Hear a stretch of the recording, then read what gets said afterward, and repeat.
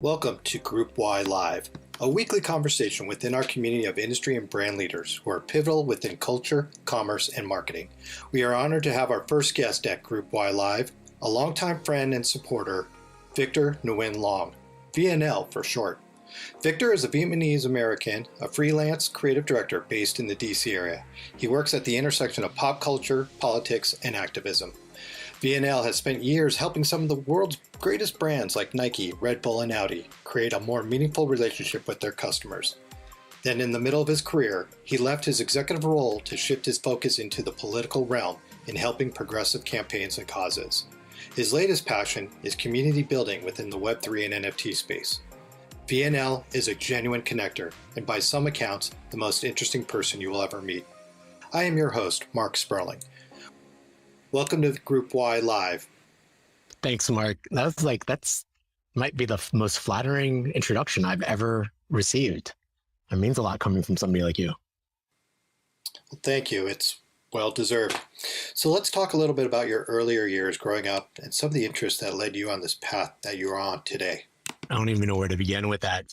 It's been a long, circuitous journey. I mean, you bore witness to a lot of it. I had kind of told my younger self where I'd be today, or even the various detours I've taken over the years. Like I would not have ever guessed it. If I had asked my younger self, like what thought I'd be when I grew up, it would probably be an engineer of some sort.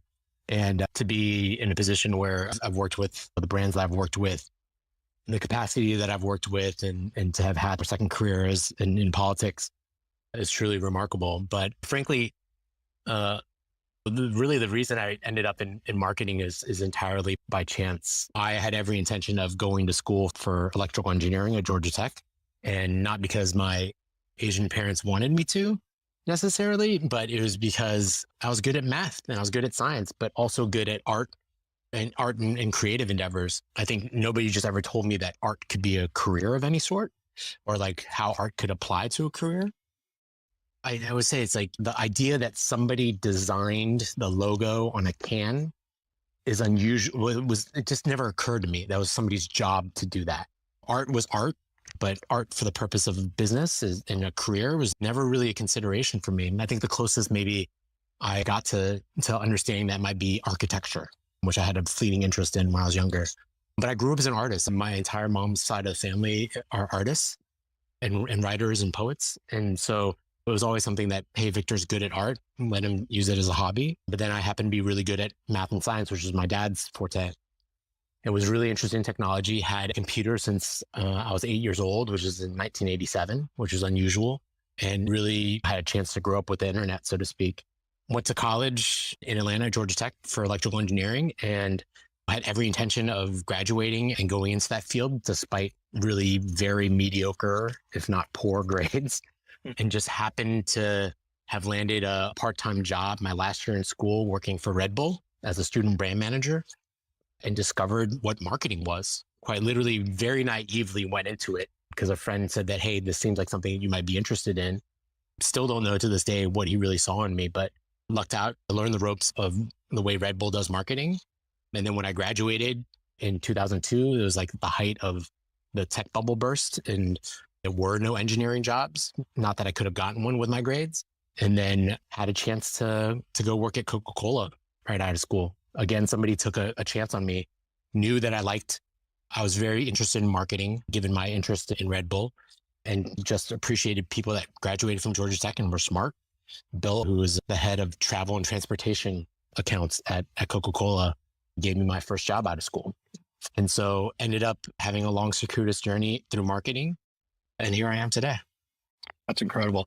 Well, I mean, you start off right out of college working for the two biggest beverage brands in the world.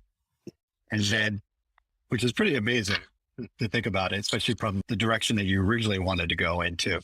And then after that, you kind of took a little bit of a turn into luxury. How did that come about? That was definitely not premeditated either. I spent a year working at Coca-Cola. What I really enjoyed, everything I learned at Red Bull is everything outside the box. And I always said that Coca-Cola taught me everything inside the box when it comes to marketing.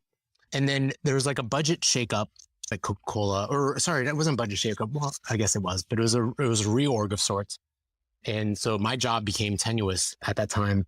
And a friend of mine that was working at Cartier, who had been working there for a while, I was like, hey man, why don't you apply for this job at Cartier? And it was a sales job and overseeing accessory sales, eyewear, writing instruments, leather goods, those things. So everything other than the jewelry and the watches.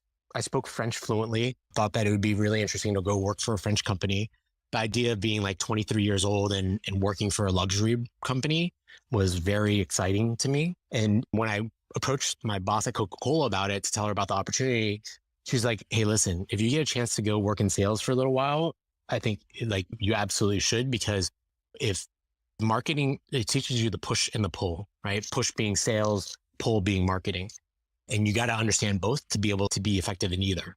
And so I had a chance to be a regional salesperson for Cartier, and I was 23 years old, wearing a suit, flying everywhere from DC to Miami to Atlanta almost every week. I was on a plane and sold $2,000, $3,000 pieces of eyewear and $3,000 pens and a bunch of leather goods to stores up and down the East Coast. That's incredible.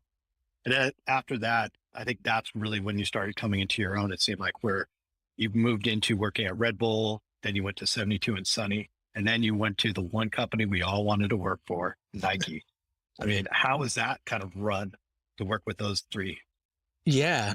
I mean, like for me, I quickly learned that luxury is a world that I don't love. It's very arrogant, as you can imagine. And a French company at that, a luxury French company at that, is particularly arrogant about the way that they treat their customers and their clients and their stores. I realized that I'm no good at sales. And what I started to realize is that's why I really love marketing, because it's a soft sell. If I do my job correctly and I put a message out into the world and I've done my homework and that message resonates with you, then the sale it just comes naturally, right? It's the natural consequence of hearing a message at the right time in the right context. And if I've done my job correctly, you'll buy the product, right? And I don't have to pressure anybody. I don't need to twist anybody's arm to like buy more. And so I left Cartier, and, Mark, Amy Taylor, who at the time had just wrapped up her stint as a director of collegiate marketing at Red Bull. She was actually my first boss at Red Bull. And as a lot of people know in the community, Amy went on to be president of Red Bull later on. But Amy was like, hey, what are you up to? There's this job back at headquarters at Red Bull. I think you'd be great for it. And it ended up being overseeing the collegiate marketing program and the student brand manager program, the very program that I had come out of, and taught me everything I knew about marketing.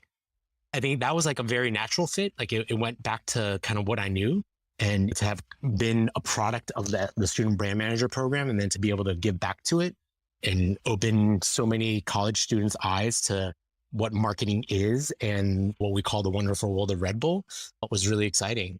And then to get a chance to go work with 72 and Sunny at a time when it was like I was employee number 50. Now probably have 1,000 people across 4 or 5 countries.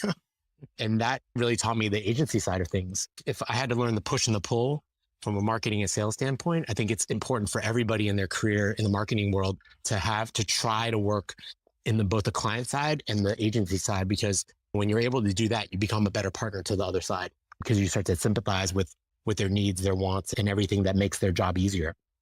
And at the time, it was interesting because Red Bull does almost everything exclusively in-house, and then goes to vendor partners to execute, right, and to produce.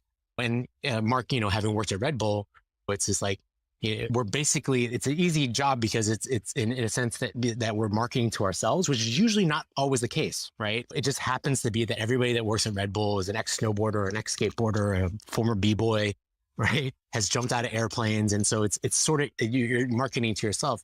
But then when you go to an agency and you're forced to work with brands that you know absolutely nothing about, I would say it's like you go to an agency, you might have to work on a toilet paper brand that you don't like, or a restaurant that you've never eaten at, or a car company that you've never driven. And so that's when I started learning what strategy was and what otherwise known as advertising planning or ad planning, and that discipline. And I remember telling Amy about it one time when I went back to visit Red Bull, and she was like, how's it over at 72 and Sunny? I bet you it's more strategic than it is over here. And that comment stuck with me, and it kind of caught me by surprise. I'm like, what are you talking about? Like, Red Bull's super strategic. But what she really meant was that, like, ultimately at the end of the day, when you don't know things about the consumer or things about the brand, and the DNA, you don't understand it intrinsically, right? You have to go find that out and you have to do research and you need to learn about like if I was working at Wieden and Kennedy during the Old Spice days, it's like, I don't know the first thing about body wash or the consumer who buys body wash. So then you have to go out and find it. And I think that there's some people that are really passionate about the brands that they work for. And then there's other people that are really incredible and just brilliant about and very passionate about the science of figuring what makes a brand tick or what it makes a consumer tick. And so that was a really exciting time to be at 72 and Sunny when they were getting a lot of at-bats for really, really big campaigns and really taught me how to take some risk because the stuff that we pitched, I thought we were joking when we were going to pitch it and it turned out to win the account. So yeah, Nike was an interesting courtship. I talked to them for the better part of 3 years before we found the right role for me. Like you said, it's sort of the holy grail for marketers. It was a really special experience there. I remember that time when you moved on, and I think it was you and MLO went over there to Nike. I think for cheering you, both of you on, saying you made it to the big leagues. Yeah, Michael and I left 72 and Sunny the same day and started at Nike the same day. And neither of us, before we announced that we were leaving, neither of us knew that we were interviewing with Nike. The partners at 72 and Sunny were like, wait a second, what's going on here? And it was all coincidence. Oh, how funny. So what was that like working at Nike at that time? You guys were working on some of the most innovative products that were out there, kind of behind the doors. And in that digital team that was built up there with likes of Musa, who is so well known in all these spaces, it just seemed like an incredible brand at that time. Yeah. Like I said, Nike's a really special place. And you start to realize really quickly when you get there why they are who they are. Jenny Campbell, who is now CMO at Kate Spade, who was my first boss at Nike, she said to me that something that stuck with me and proved true day by day was that when this place gets, like this place being Nike, this place gets behind an idea, it's like a freight train. There's no stopping it. And it has a lot to do with just like how well Nike knows itself. If you've ever spoken to anybody that works at Nike or brands that just have really strong values, like everybody wakes up, go and work in Beaverton or wherever they are, knowing exactly what they need to do, which is to bring inspiration and innovation to every athlete in the world. That's Nike's mission. And so when you have that clarity of vision, it becomes very instinctive of what you need to do. Nobody needs to tell you. You can be very proactive about chasing that ball down, right? To borrow a sports metaphor, right? So it's one of those things where you start to really understand, I know what my mission is, what I can bring to the table. And at that time was 2011 timeframe, which is like when social media was coming up. And credit to Jesse Stolick and the other folks that I worked with of pulling together like a really special group of human beings from all over the world, really.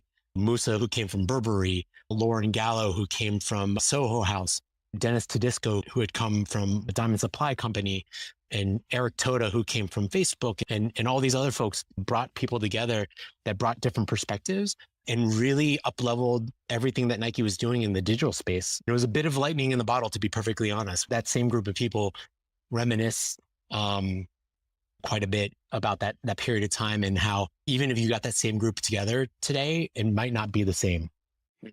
Definitely. It's interesting, those names that you mentioned. It's amazing to watch them now, what they've done post-Nike and the companies that they've worked for and how they're changing the space in each of their different industries. Yeah, it's really remarkable. Even like folks that worked at Red Bull back in the day also, to kind of see all the alumni and kind of see where they take what they've learned from these like really iconic brands and take it elsewhere and start to share the wealth, so to speak. And it's not always an easy road for people afterwards because everybody always says they want the Nike marketer and everybody always wants to say that wants like the bright, shiny object. And then when you tell them what it takes to actually become an iconic brand and take the risks that brands like Nike and Red Bull take, they get cold feet really quickly. They don't realize that it's not just about hiring a blue chip marketer into your organization, but it's also about creating the environment where that person can thrive and then orienting the business around what that person or those people can bring to the table and approaching it with an open mind. Because ostensibly you hire somebody for their point of view, right? When somebody brings a point of view that seems unfamiliar to you, rather than dismiss it, you should really think about where they're coming from and why they're recommending and proposing the things that they are. This is time and time again. Now that I freelance, I work with these organizations that are like, yeah, we want your Nike thinking, but nobody's willing to do what it actually takes to execute it. So at best, you get a strategy that then gets shelved. At worst is they don't listen to you at all. And then you start to question like why you're even here. But with enough persistence and enough sort of validation, I'm really proud to see like what everybody's doing that was at that group, whether they stayed or left or even left and came back. And so it's really just very inspiring to see what folks have done sort of post Nike and post Red Bull. I always say sometimes when you take on a role with a company, look at who's there and who the alumni are, because those will be those people you'll be going back to constantly for years to come. And I think you just named off some great examples. I know for myself personally, Red Bull, Live Nation, and others that I've worked for, those are people that I will always be in contact with, and they help me build where I'm going. And I try to do the same thing back. And it's interesting to hear about that. Now to move on to the next chapters of your life, you kind of moved into then working for an automobile company with Audi. And then we'll kind of go into what came from that afterwards. How was that working for a car company? To be perfectly honest, I don't recommend it to people.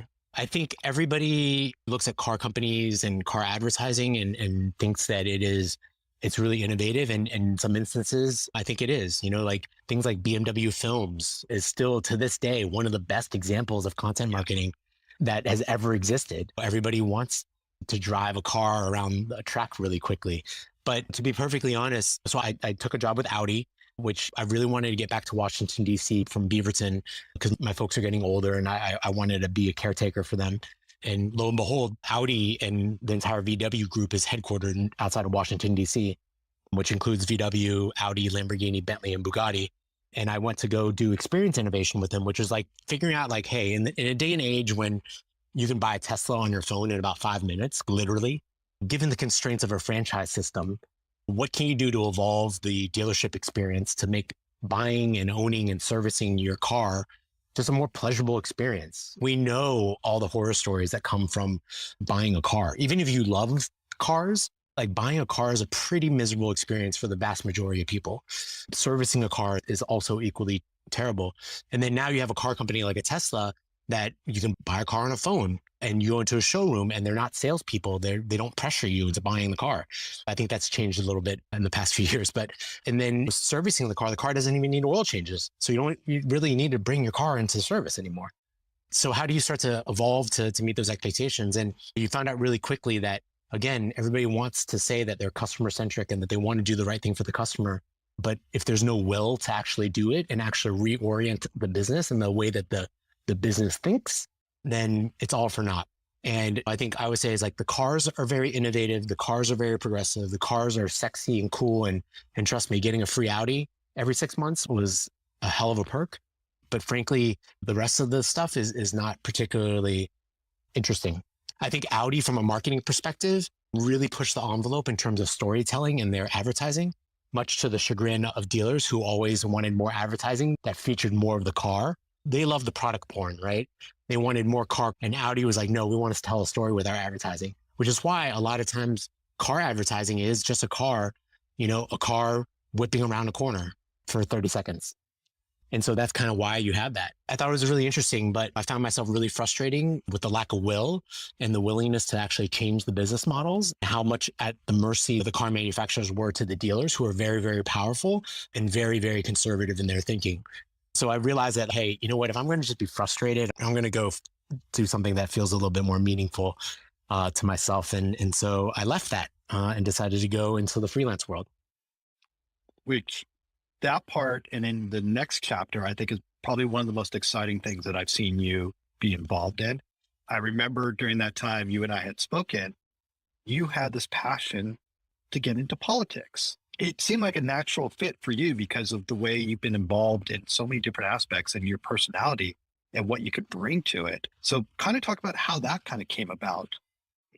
I can't say it was always obvious. I grew up in a household of activists. Like my mother started a Vietnamese refugee nonprofit called Boat People SOS back in the 80s. And I grew up tagging along to protests in front of the White House with my mom. And our living room was a rotating door of activists and community organizers and whatnot. And honestly, I couldn't be bothered with any of it. I was like, this doesn't matter to me.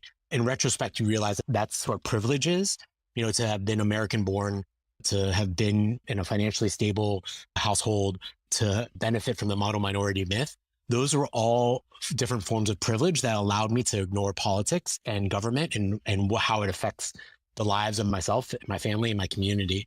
But through the years, I've always supported progressive causes, whether that was marriage equality or criminal justice reform. And I never thought of it as activism. I never had that vocabulary, to be perfectly honest. I just always thought I was doing the right thing. That's how I was like, of course I support marriage equality. Of course I support criminal justice reform. Of course I support all these various progressive causes.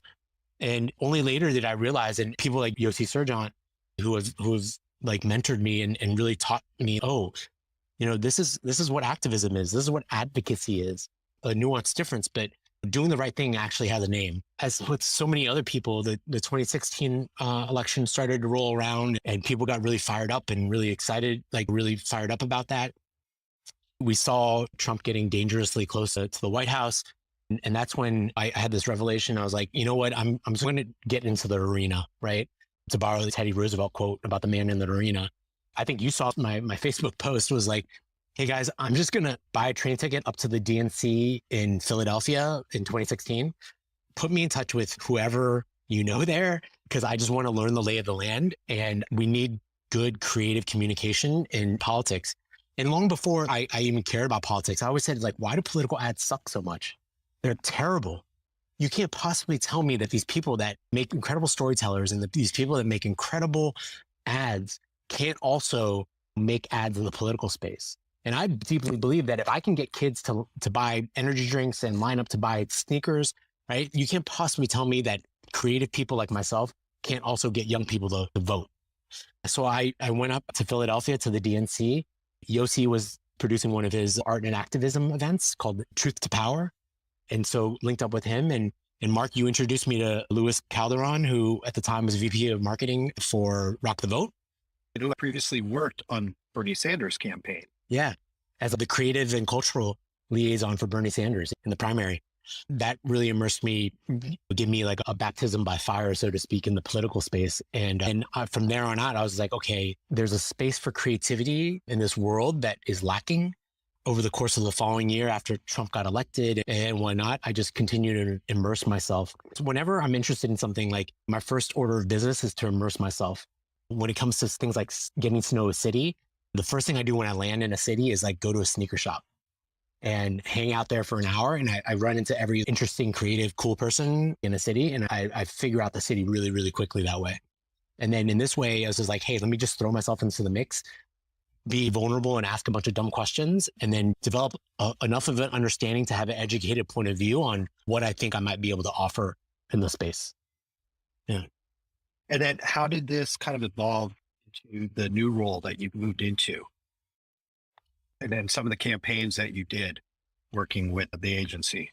Yeah. Any chance I was talking to people involved in politics and in comms or communications, and started realizing and started collecting the people who I felt understood creativity and culture and its role as a force multiplier in politics. It opened up so many doors for me. I really credit the arena community. And if anybody's ever interested in involving themselves in politics, the arena community, which is arena.run is the website, is really a remarkable community of people that basically provide boot camps to those who want to run for office or those who want to help people run for office. They offer different tracks for people to learn about different facets of campaigns. That was an incredible indoctrination into the political world. And I learned quite a lot. And towards the middle of 2019, at the height of the primaries, I was getting ready to pack my bags and drive out to South Bend, Indiana, and knock on Pete Buttigieg's door and ask him to put me to work, because I thought he was a really great primary candidate for president. Right at that time, I DM'd a woman named Tara McGowan, who had an organization called Acronym, because I realized that they were putting out content that was like really provocative and really creative and really felt culturally relevant.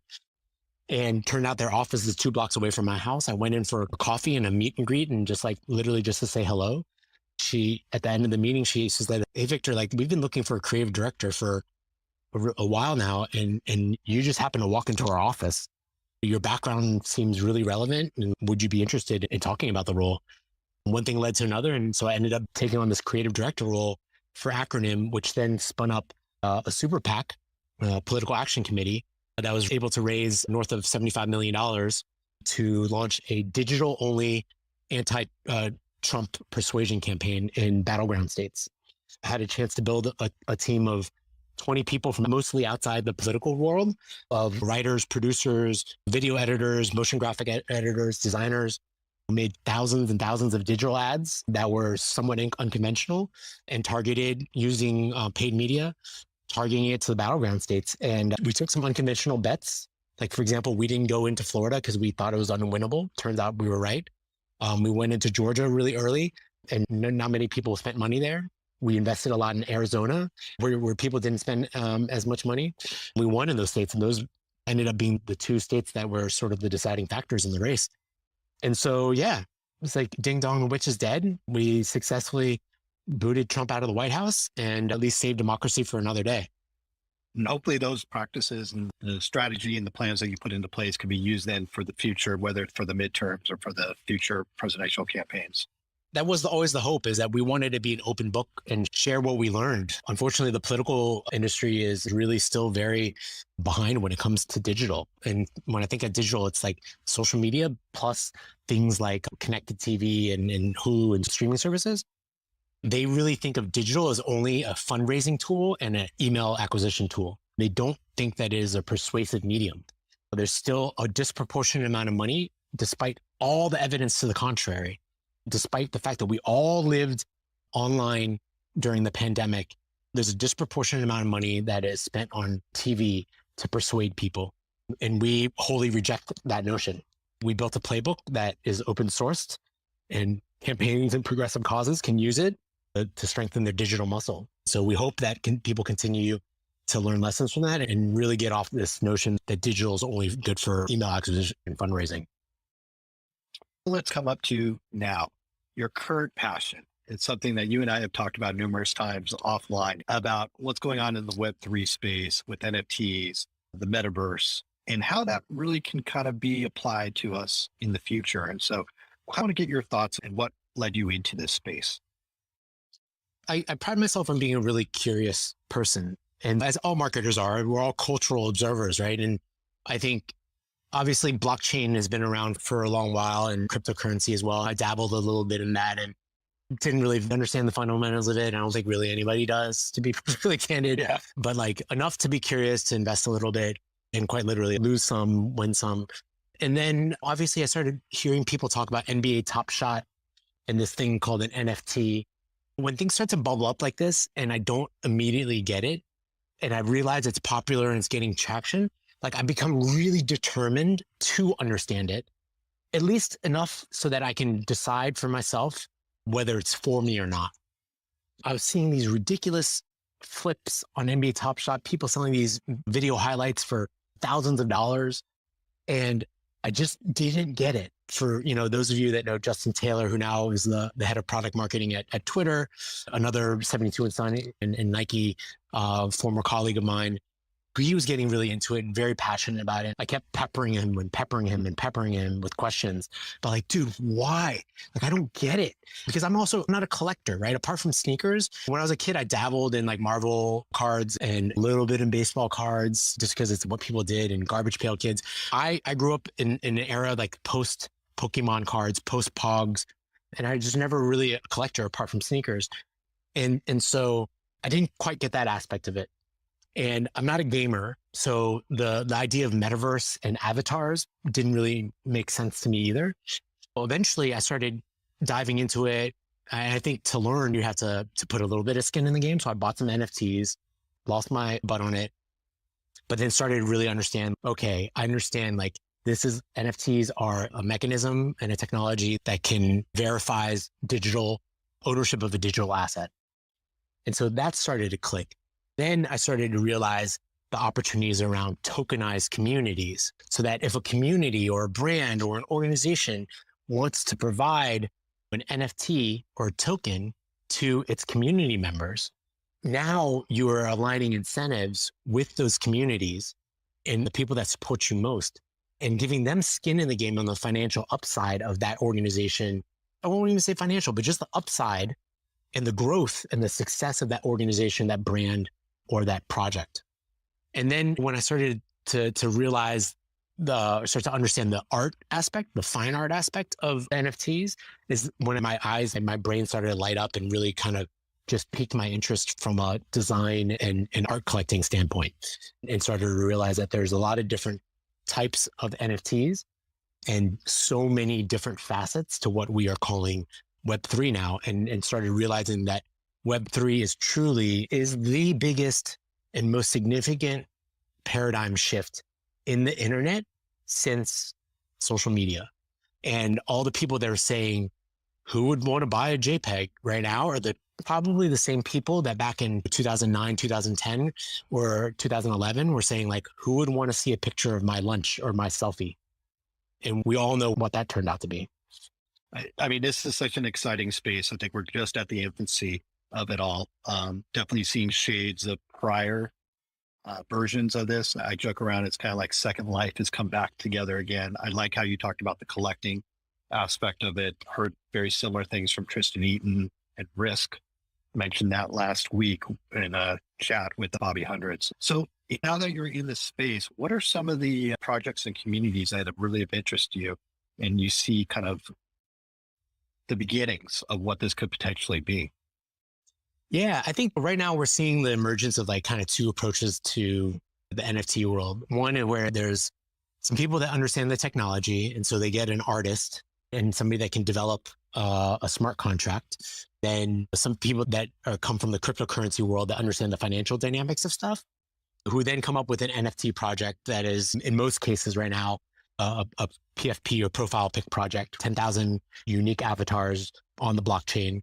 They come out with this art project, and now they're forced to build a community around it to sustain the secondary market for people to trade and buy and sell. And then there's the people that have existing communities. You mentioned Bobby, right? I think Bobby is probably one of the quintessential examples of somebody who has a brand, now 19 years in the making, has a rich history behind their brand, is a former skateboarder, a photographer, was into punk rock, was into hardcore, was into all these subcultures, even when it was unpopular, was a part of a diehard fan of these subcultures and participant in these subcultures, and still against all odds built community out of it. We all know that when sneakers and streetwear were not popular, and despite all that, against all odds and against a lot of headwinds, still built a thriving business and a community out of it, and knows how to make merch, and knows how to market, and knows how to build a brand, and knows how to throw an event. Now, what I always tell people is like NFTs are probably one of the best examples or the best tools anybody that's running a loyalty program could have possibly asked for. Now, NFTs are an amazing way to activate your community and then align incentives between your business and your community and give them a piece of the financial upside to it. And so I think Atom Bomb Squad is a really great example of this. Everybody's like, oh, the floor price. And Bobby's been unbothered by it. Bobby knows and has conviction that the community will grow. Growing communities is not an overnight thing. We see it all day long in the NFT space of like these boom and bust cycles in terms of floor price value and the size of the community. When the chips are down, a real community sticks around. When the chips are down, like a fair weather community, they just go running for the hills. So slowly but surely, the floor price of Atom Bomb Squad rose to 1.5 ETH a couple of weeks ago, and it's come down a little bit now. But I have full faith in him that it's going to rise because he knows how to build community first and foremost. He has 19 years of history to tap into and storytelling to share with the world. Whereas like these other projects have to make it up as they go and have to learn how to do all those things by themselves. As a fellow Atom Bomb Squad member myself, it's been fascinating to see Bobby, what he's done with the space. I think also a lot of people don't realize that he was integral in working with Shopify to absolutely the ability to access exclusive products. And then now also his new royalty program that he's doing to some of the NFT holders. Anytime they feature their owned NFT on any of the hundreds artwork, they receive a royalty out of it. just some of the things that they're doing, to us, it just seems natural to happen. But I think these are examples of what brands should probably be watching, how they can apply it to themselves and building up that community. Is there anything else that you would suggest to, say, a brand that wants to, whether it's a retailer or a CPG brand that wants to get into the space? What's the best way for them to tap into their community? Yeah. I mean, I think frankly, it's just like one, if you focus on the community and you have an existing community, like this is an opportunity to activate them. I don't recommend that everybody go out tomorrow and launch an NFT project. I think the few ones that we've seen have been really interesting, and I really applaud their willingness to experiment. I like to think that like we're in the phase of, excuse my language, but fuck around and find out. And I really applaud brands, especially the older ones like a Budweiser or Anheuser-Busch and, you know, a Pepsi, that are willing to take a leap of faith and try it. Adidas, same thing.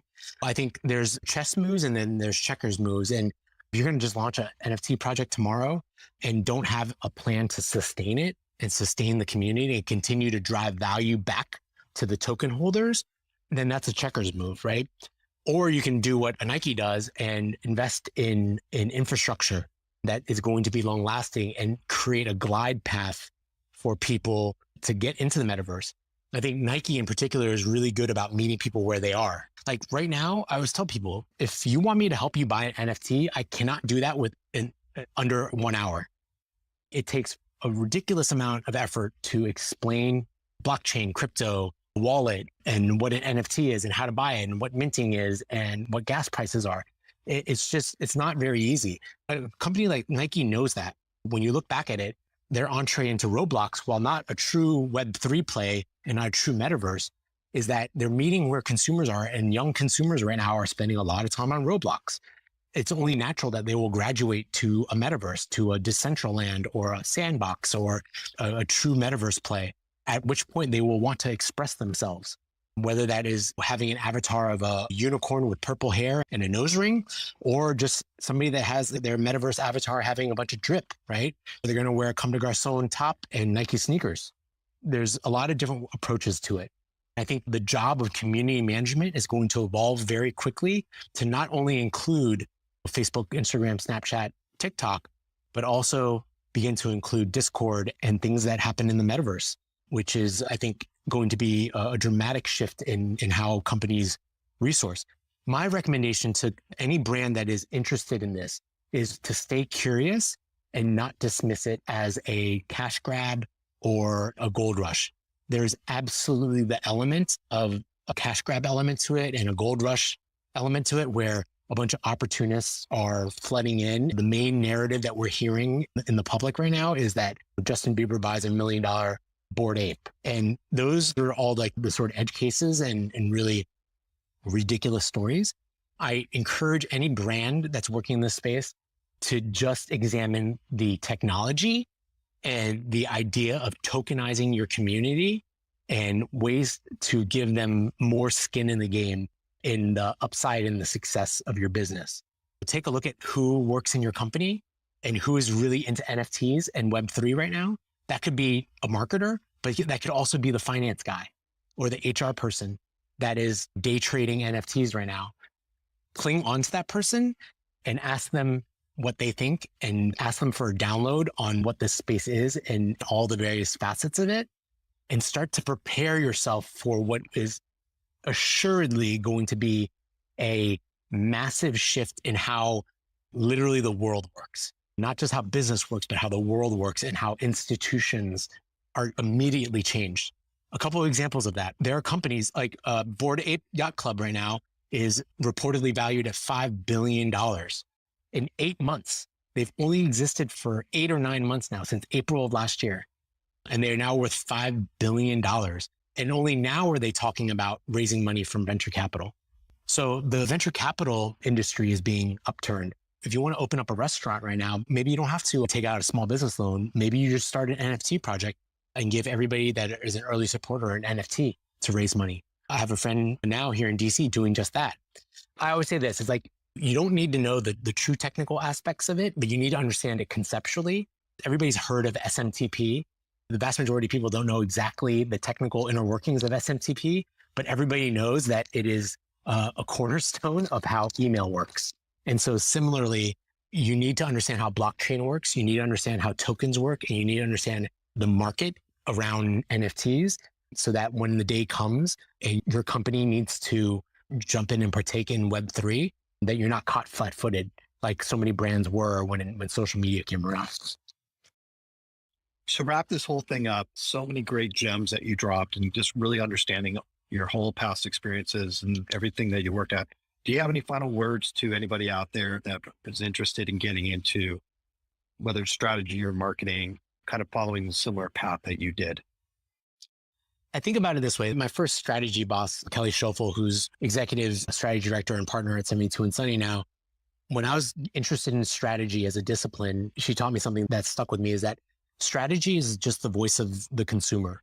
You're the person that understands culture or understands the data well enough that sits in a room full of creatives that have boundless ideas and sits in a room with the client who has a very specific idea of what their product or their service or their brand stands for and why people buy it. But a strategist is somebody that is the voice of the consumer, in that you get to raise your hand and be like, actually, that's not what they think. Or like, this is actually what they think, and this is why they think that, and this is why they behave this way. And that has really stuck with me. So when you think about strategy in less of a clinical sense, I think it's thinking about how well do you know people and consumer behavior, and can you get to the tension that exists and connecting that to how a product or service solves that tension for those people. I alluded to culture and data. Kelly also taught me, she's like, there's basically two kinds of strategists or planners. The quant jocks, the people that love primary research, focus groups, surveys, digging into and gleaning insights from the data. Then there's people like myself who are just like ravenously devouring culture at all times and understand culturally what's happening in the world. So when you come up with messaging and positioning, it lands correctly because you understand the cultural context in which it's being communicated. My advice to anybody that interacts with people in strategy or wants to be in strategy is identify the people that understand culture the best. And those people are going to give you a really good starting point in terms of understanding how to position a message to an audience. Thank you so much, Victor. I mean, you and I have been friends forever, but I feel like today listening to you, it's just one of our normal conversations that you and I have, and it's great to everybody that's out there. There are definitely a few things that we could probably touch on. We'll probably do in a future talk together with everyone here. So thank you again. That was Victor Nguyễn-Long. You can follow him online at BNL on all social platforms. You can also follow us, Group Y, Twitter, IG, YouTube, and Facebook. Also to go to our website, which is groupwidenetwork.com. Take care.